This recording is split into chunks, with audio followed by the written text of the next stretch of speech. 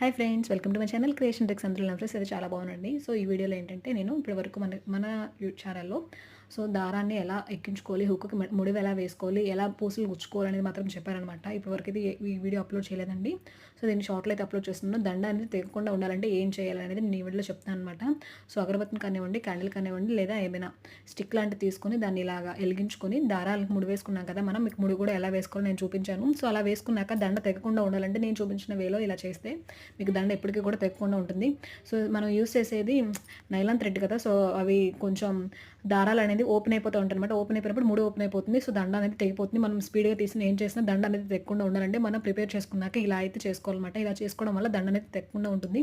మీకు నచ్చింది అనుకుంటే ఒకసారి ఒక లైక్ చేయండి. ఇలాంటి మరిన్ని వీడియోస్ చూడండి. మన ఛానల్ వెంటనే సబ్స్క్రైబ్ చేసుకోండి. పక్కనే ఉన్న బెల్ సింబల్ని క్లిక్ చేయండి. Please like, subscribe my channel creation tricks. Thank you friends, thank you for watching. Please like.